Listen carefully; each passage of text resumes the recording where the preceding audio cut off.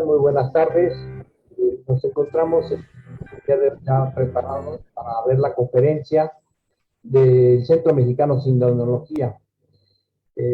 Les presento al profesor Adolfo Dortu y a Héctor David Arciniega, que va a ser nuestro conferencista. Adelante, Adolfo. Gracias, muy buenos días a todos nuestros invitados asistan a esta conferencia, nuestra primera conferencia del año 2022. Esperamos que sea de las últimas virtuales, aunque a lo mejor seguiremos virtual y físicamente cuando se pueda. Por lo pronto, pues tenemos el gusto de inaugurar este año con una conferencia nueva, muy original, que nos presentará Héctor David Arciniega Cruz sobre las cosas buenas y malas que se han dicho de la Sábana Santa. Héctor nació en Cuautla el 30 de diciembre de 1969, pues acaba de pasar su cumpleaños. Estudió la carrera de Ingeniería en Comunicaciones y Electrónica en el Instituto Politécnico Nacional, acá en Zacatenco.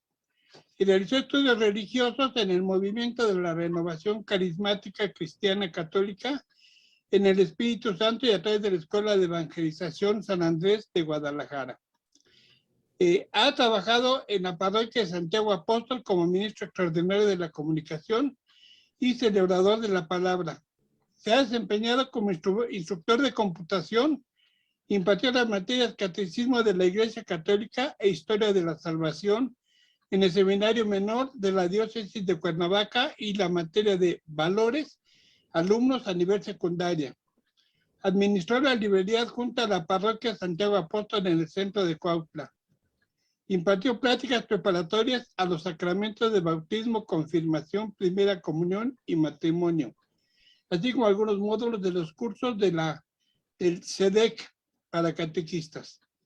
Participó en la conducción de un programa semanal en una estación de radio, junto con sacerdotes del decanato número 9 de la diócesis de Cuernavaca. Actualmente es corrector de estilo y asistente de edición en la editorial Rema e imparte cursos de la Escuela de Evangelización San Andrés en Guadalajara. Es socio activo del Centro Mexicano de Sindonología desde antes del año 2000, o sea que ya tiene más de 22 años con nosotros. Participó en el curso La Sábana Santa impartido por el mismo centro en los años 2004 y 2005. Ha impartido las siguientes conferencias: La Sábana Santa, una imagen para ser leída. La Sábana Santa, huella del tiempo. Entre lo temporal y lo eterno. Las cruzadas, una perspectiva histórica. Luchar por la fe en tiempos difíciles. Lugares y objetos santos. Los caballeros templarios, hombres de oración, contemplación y acción. La Biblia y la Sábana Santa, evidencias de la resurrección. La Sábana Santa, una puerta hacia la fe. La Sábana Santa en la opinión de los papas. La Sábana Santa, mitos, inexactitudes y realidades, que es la que vamos a ver el día de hoy, ¿verdad? Pues como ven, Héctor tiene una larga experiencia y es un gran expositor, así que oigamos a Héctor Arciniega, Héctor David Arciniega, en su plática. Bienvenido, Héctor. Buenas tardes a todos nuevamente y bienvenidos a este inicio de ciclo de conferencias del año 2022. Y justamente, como lo mencionaba el profe Adolfo, estamos compartiendo esta conferencia desde el estado de Morelos, aquí en México. Pues vamos a iniciar precisamente con una muy breve introducción, principalmente porque, bueno, la Sábana Santa ha desatado flagrantes mentiras, ha cuestionado algunas de las representaciones que no son del todo exactas sobre la crucifixión de Jesucristo, pero al final de cuentas los hechos que se conocen acerca de ella son los suficientes, los necesarios para dar un salto de fe. Bienvenidos a los que se animaron a estar con nosotros. Vamos a procurar despertar la genuina y muy deseable curiosidad para que revisemos algunos de los mitos, de las interpretaciones inexactas, pero sobre todo la evidencia que se conoce acerca de la Sábana Santa, ya les decía, como la reliquia más importante de la cristiandad. La Sábana Santa mitos, inexactitudes y realidades. Esta plática la titulé así porque cada vez que escuchamos hablar sobre la Sábana Santa, se desata una pequeña lucha interna entre la fe que nos han heredado, esa fe que nos invita a creer, no ciegamente, pero sí a creer en la herencia que nos han dejado nuestros padres, nuestros abuelos, y 2000 años de tradición de la revelación en la fe. Y sin embargo, nuestra educación científica, la educación académica, siempre nos llama a ser prudentemente escépticos para las cosas que hemos escuchado, específicamente de la Sábana Santa, porque hay gente que la ha calificado como una hábil falsificación de la Edad Media. Y sin embargo, los que se acercan a ella sin ideas preconcebidas, sin prejuicios, vamos a decirlo con todas sus letras, nos permite maravillarnos con los hechos que apuntan a que es la verdadera mortaja que cubrió el cuerpo de Cristo durante esa pequeña estancia que tuvo en el sepulcro, pero sobre todo, y esto es lo importante, la hace un testigo físico de la resurrección. Muy bien, pues vamos a iniciar ahora sí con esta conferencia. Nuestro punto de partida, a los que ya pertenecen al Centro Mexicano de Sindonología, les invitamos a que sea siempre la oración. No se preocupen aquellos que todavía se acercan con una mente más escéptica, no se trata de convencer a nadie, solo de presentar los hechos. Pero aquellos que ya estamos convencidos, les invitamos que se unan con nosotros en la oración del sindonólogo. Señor, que quisiste dejarnos el testimonio de tu pasión, muerte y resurrección en la Sábana Santa, concédenos tu luz para conocerte, conocerte para entenderte y entenderte para amarte. Concédenos la gracia de la fortaleza para saber ser testigos tuyos y recibe nuestros actos para que, unidos a tus méritos, podamos, después de la muerte, contemplar tu rostro real y verdadero y gozar contigo por toda la eternidad. Tú, que vives y reinas por los siglos de los siglos. Amén. Esta oración la compuso el doctor Enrique Rivero Borrell, que fue el fundador y primer presidente del Centro Mexicano de Sindonología. Ahora sí, ciertamente por ser un tema que toca las Sagradas Escrituras, al personaje de Jesús de Nazaret, si todavía muchos no creen en él, aún como personaje, pues vamos a recurrir a la fuente, que es justamente la Biblia, y ese es nuestro punto de partida. San Pablo, en sus prácticamente la mitad del Nuevo Testamento le pertenece, ¿verdad? En cuanto a escritura, les decía a los de Tesalónica, a los tesalonicenses, examínenlo todo y quédense con lo bueno. ¿Qué significa? Que de lo que leamos o de lo que escuchemos, se vale examinar las cosas, claro que sí, es deseable, no aceptarlo todo de inmediato, sino analizarlo y quedarse, eso sí, con lo bueno. Después, San Pablo y su compañero de viaje, Silas, fueron a Berea, a la ciudad de Berea, y ahí todavía lo hicieron con más entusiasmo, así es que fueron dignos de elogio, y en el libro de los Hechos de los Apóstoles quedó registrada esta frase, que ellos, los de Berea, eran de un natural mejor que los de Tesalónica, que ya los superaron, aceptaron la palabra de todo corazón. Y continúa diciendo, diariamente examinaban las escrituras para ver si las cosas eran así. En otra traducción encontré que decía, para ver si la interpretación que les daban era así o era correcta. Para todas las citas bíblicas que voy a compartirles, están tomadas de la versión de Jerusalén, que es una de las más autorizadas, por llamarle así.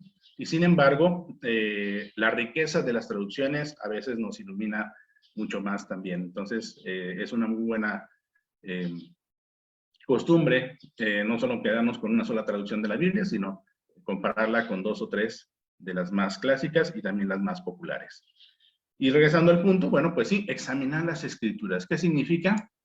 Escarbar, profundizar, meterse todavía más allá de lo que el texto literalmente nos dice.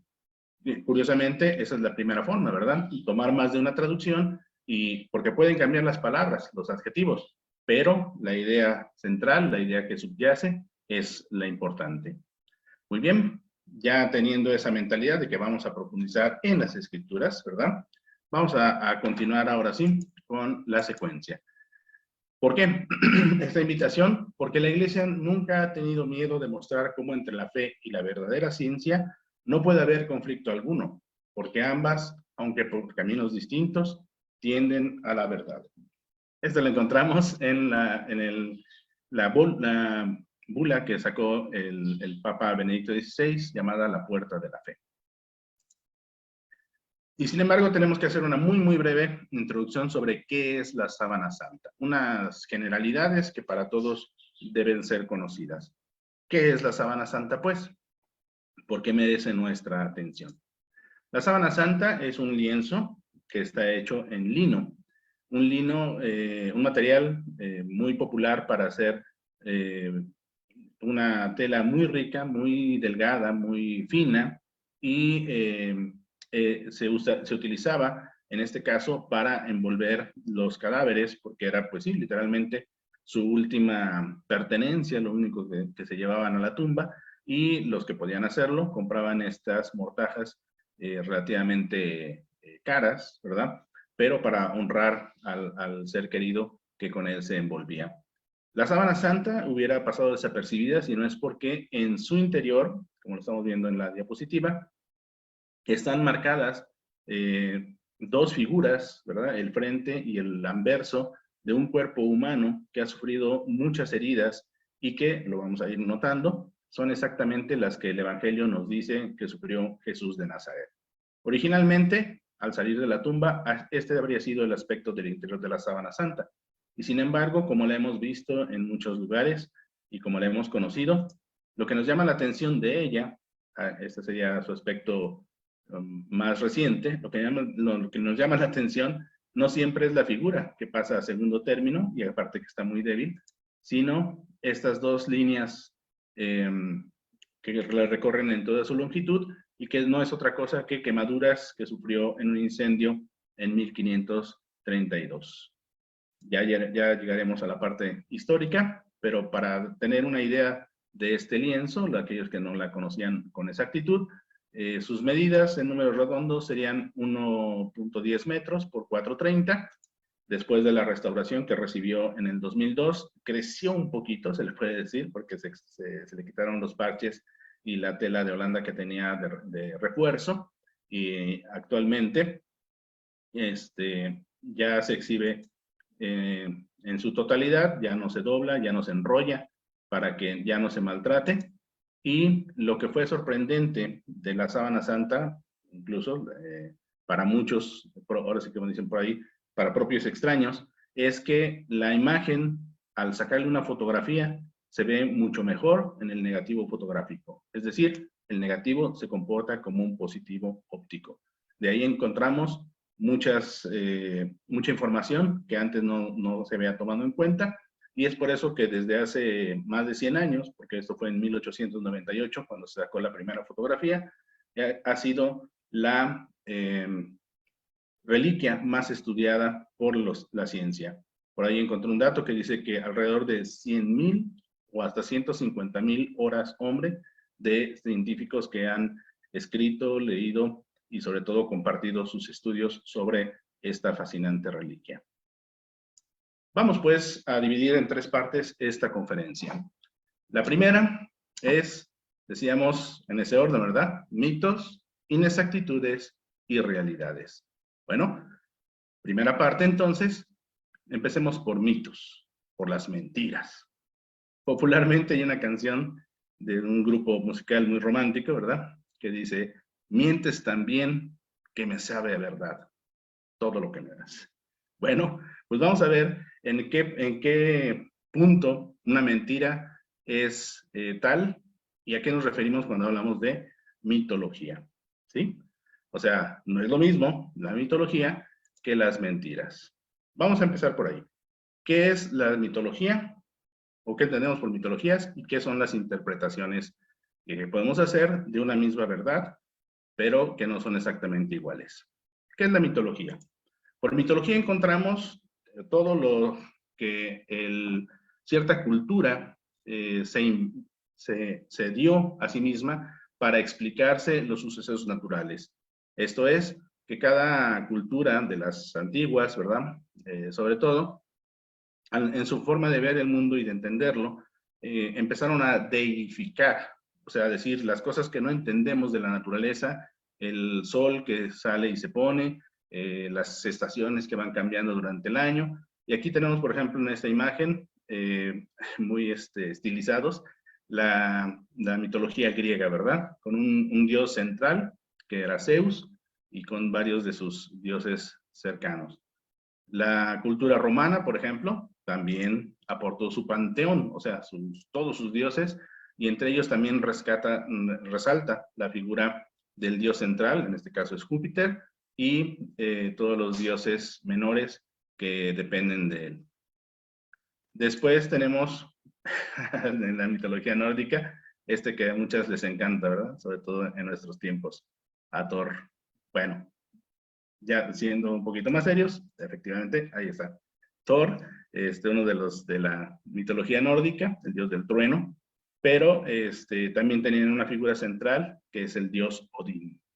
Y con esto lo vemos en que cada cultura de las antiguas, ¿verdad? Como estaban separados, entonces cada cultura creció aisladamente y fue compartiendo la forma en cómo se imaginaba que el mundo funcionaba, que todo el cosmos funcionaba.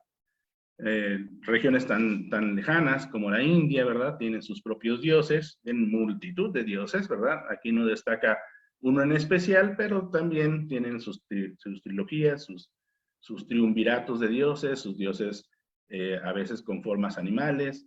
Entonces, cada cultura, insisto, se buscó la forma de entender su cosmos. Y aquí en Mesoamérica, ¿verdad? Tenemos, por ejemplo, esta representación de algunos de los dioses más famosos de la cultura azteca. Huitzilopochtli, Quetzalcóatl, Tezcatlipoca, por mencionar algunos. ¿Qué significa entonces? Pues que en el fondo el hombre es un ser religioso y le dedicó muchas horas, mucho esfuerzo, todas sus vidas, ¿verdad?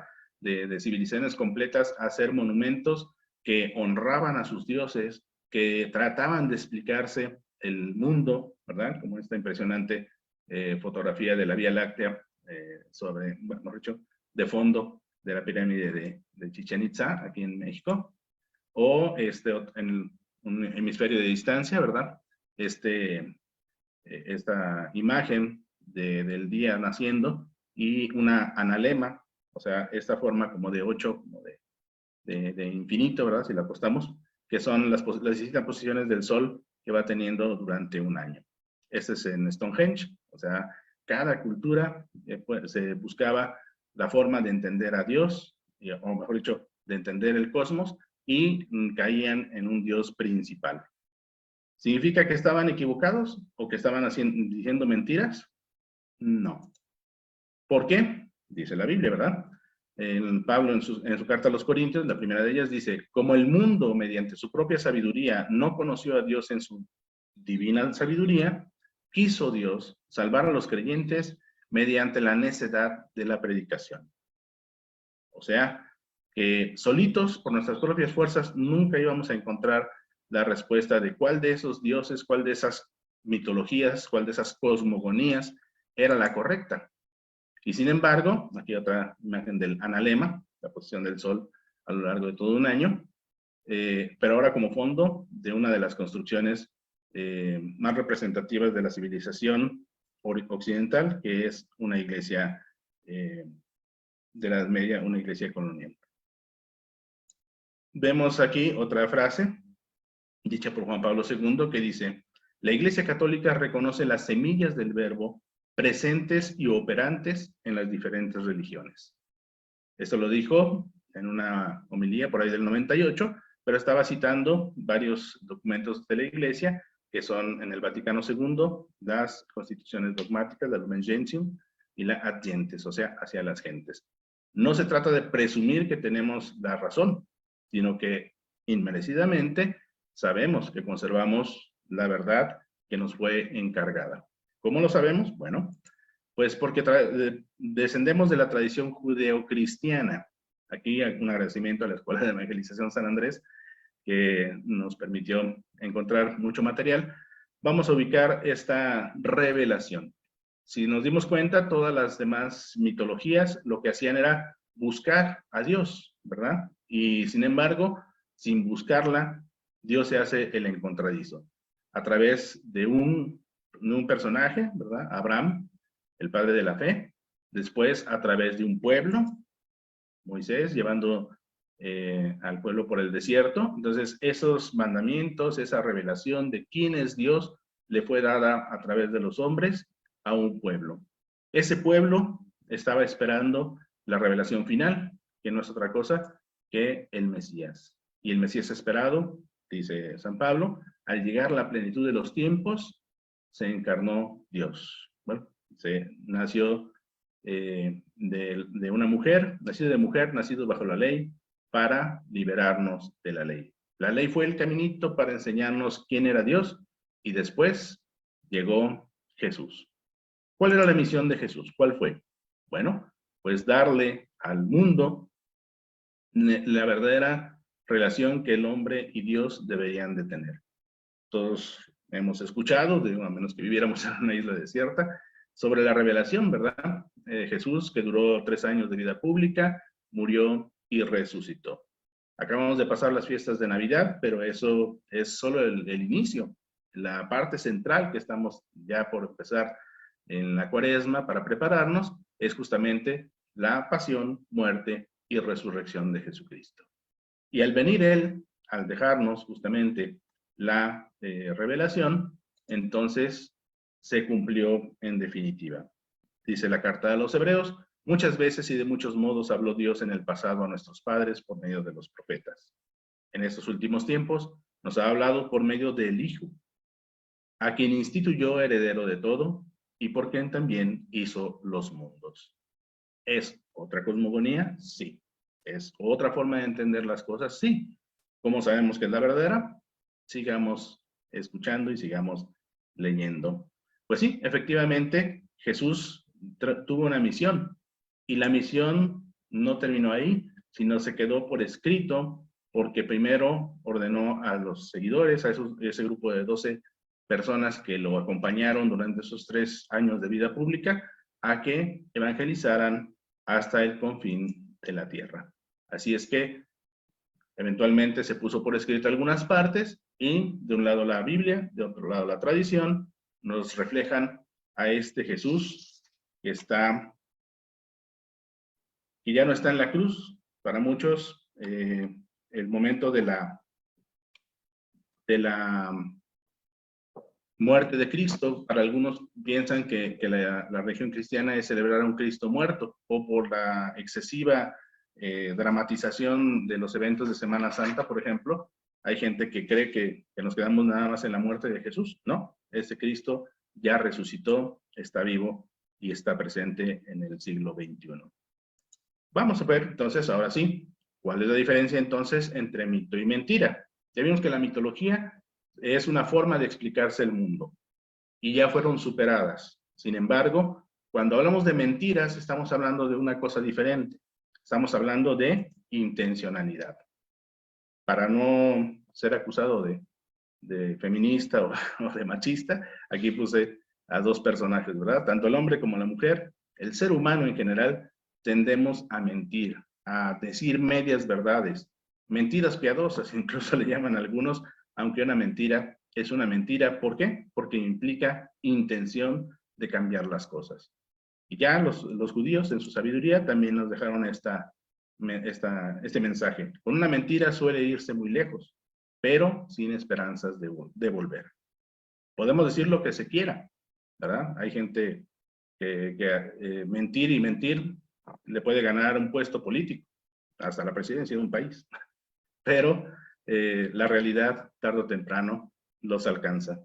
Y así es que es un camino muy difícil porque no tiene vuelta. Se vuelve preso de las consecuencias de las mentiras. Así es que vamos a ver de algunas mentiras, ¿verdad? O mejor dicho, que la gente que piensa que porque ha encontrado mentiras en algunas cosas, todo es mentira. Y específicamente, como estamos hablando de la sábana santa, hablemos de las reliquias. Si el argumento que algunos esgrimen, si hay reliquias falsas, si hubo reliquias falsas, entonces todas son falsas. Esto es obviamente una generalización que ya de entrada sabemos que va a fallar. Pero vamos a analizar qué son las reliquias, pues. Aunque tengo otra conferencia que lo explique con más detalle, vamos a repasarlo brevemente. En esta imagen tenemos aquí al frente a la estatua de San Pablo, extramuros, ¿verdad? La estatua de Pablo en el Vaticano. Y allá atrás, por casualidad, está la imagen de Jesús victorioso con la cruz en su hombro. Y la Biblia nos dice que en el libro de los Hechos de los Apóstoles, que Dios obraba por medio de Pablo milagros no comunes, de forma que bastaba aplicar a los enfermos los pañuelos o mandiles que había usado, y se alejaban de ellos las enfermedades y salían los espíritus malos. Aquí me gusta siempre marcar esos dos datos. Primero, no es ni el mandil, ni el pañuelo, ni siquiera el apóstol, en este caso el gran San Pablo, el que hace el milagro. Dice, Dios obraba por medio de Pablo. O sea, ¿es Dios el que hace el milagro? Sí. Y me sorprende también, curiosamente, que dice, obraba milagros no comunes. O sea, que había milagros pues, todos los días, ¿verdad? Había milagros que ya se habían vuelto comunes, pero aquellos que les causaban mucha sorpresa, mucha alegría, obviamente, pero que eran no tan comunes, eran la sanación con solo tocar el pañuelo o el mandil que había usado el apóstol. Así es que la reliquia es lo que queda, es un recuerdo, es un vestigio de algo o de alguien, en este caso, ¿verdad?, que conocimos y que amamos mucho. Bueno, hay que entender que las reliquias pueden ser de 3 grados, o sea, no todas las reliquias son iguales. Las reliquias de primer grado, concede la Iglesia, son las partes del cuerpo del santo, la piel, la sangre, el hueso, los dientes. Esas son las reliquias de primer grado. Y el ejemplo más notorio que tenemos es del viaje que hicieron las reliquias del Papa Juan Pablo II, después de su fallecimiento, ¿verdad? Aquí en México tuvimos la oportunidad de tener esta figura de cera, ¿verdad?, del cuerpo del Papa, del Santo Papa Juan Pablo II, pero la reliquia es lo que tiene aquí abrazado. Es un relicario en forma de cruz, y en el centro una ampolla, un recipiente cerrado, hermético, ¿verdad?, en donde estaba una muestra de su sangre. Así es que la reliquia es lo que quedó del santo.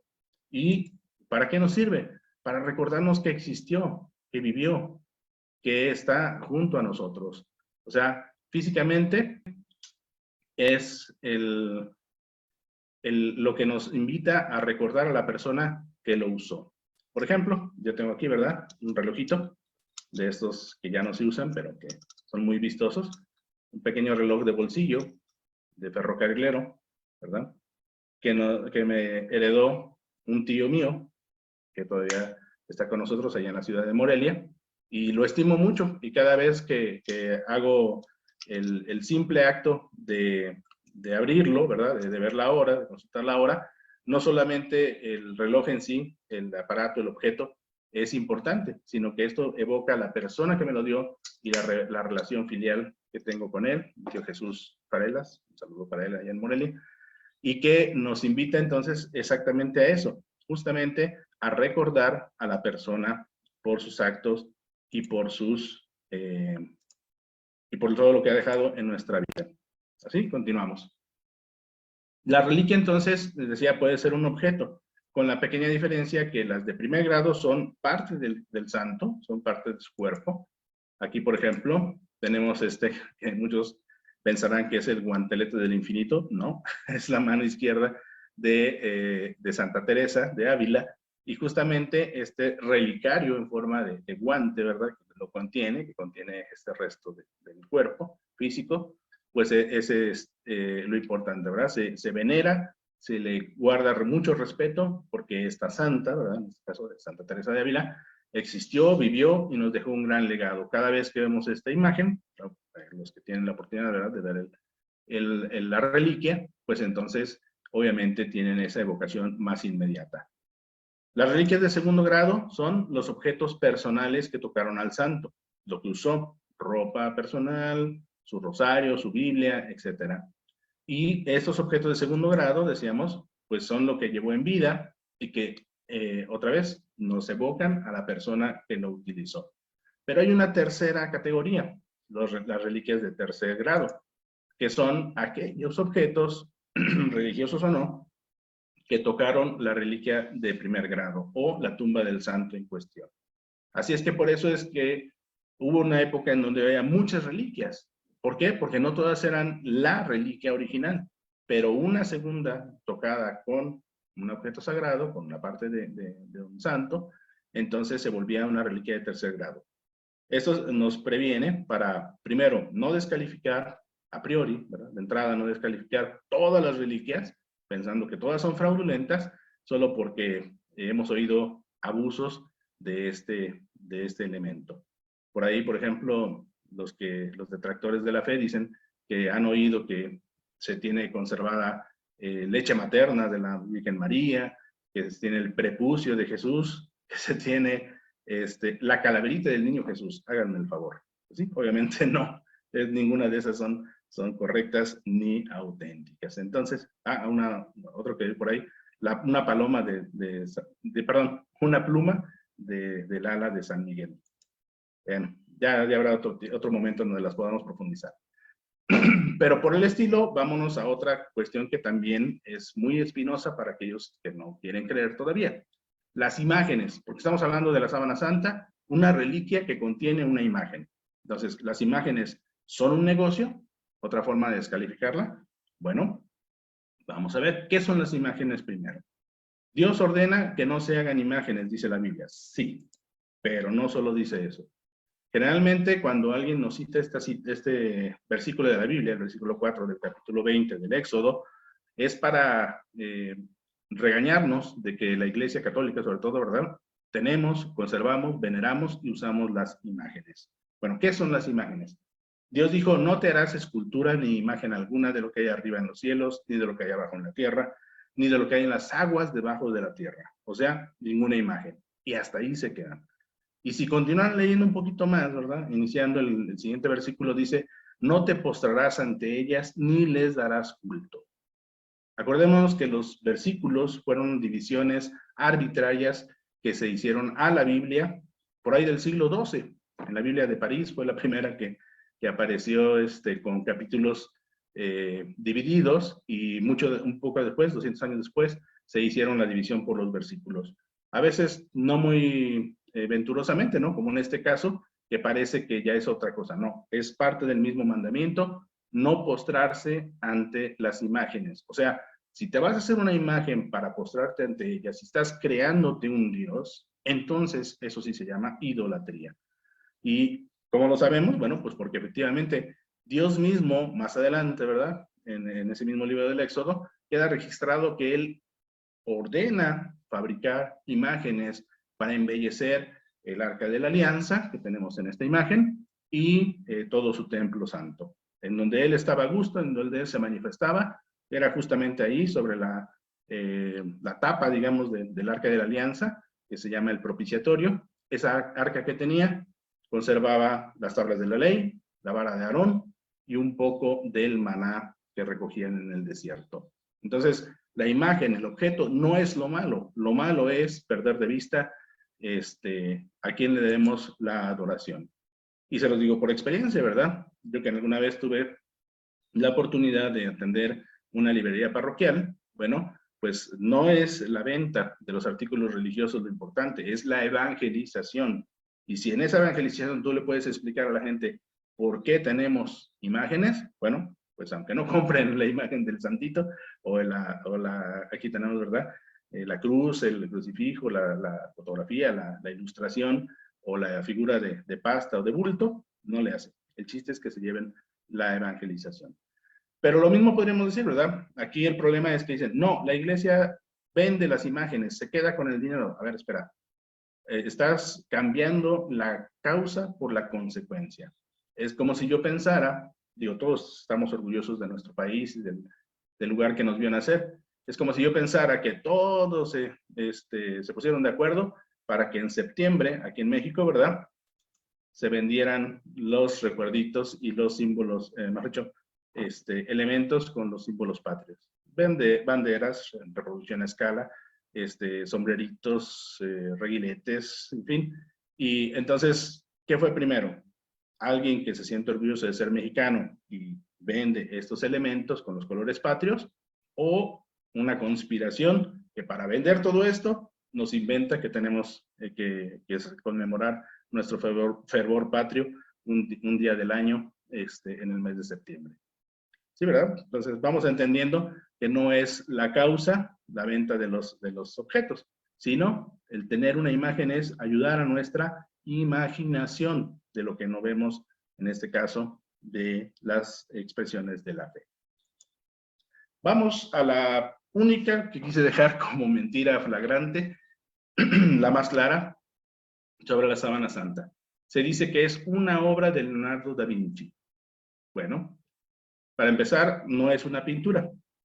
Por eso insistí en poner la palabra obra, que él la inventó. ¿Quién fue Leonardo da Vinci? Pues sí, fue un gran inventor que nació en el siglo XV, perdón, de 1452 a 1519 fue su vida. Muy prolífica, fue un inventor genial, pintor,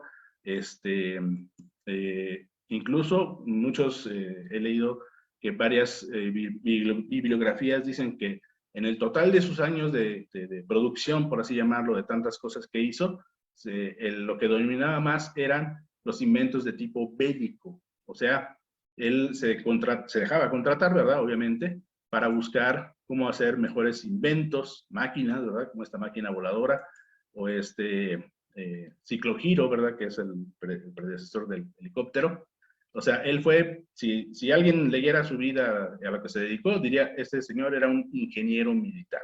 A eso se dedicó la mayor parte de su vida. Pero no solo eso, ¿verdad? Sabemos que fue un gran anatomista, encontró las proporciones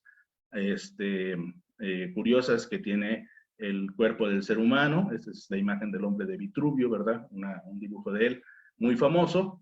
No solamente ese, sino hizo enorme cantidad de dibujos para conocer mejor la anatomía del ser humano, y dicen, pues sí, fue un inventor muy grande, sí, innovó en muchas cosas, y conocía perfectamente el cuerpo humano, entonces él hizo la sábana santa. A ver, ¿cómo? Pues muchos se quedan con esta explicación sencilla. La cámara oscura, que era poner, en este caso, un paisaje, ¿verdad? O una persona iluminada, para que del otro lado aparezca invertido, sí, pero con todos sus datos, sus rasgos, y que entonces el pintor, el falsificador, nada más se dedicaría a ponerlo en el lienzo, al fin que acá está la imagen que le da vida. Esto tiene muchas complicaciones.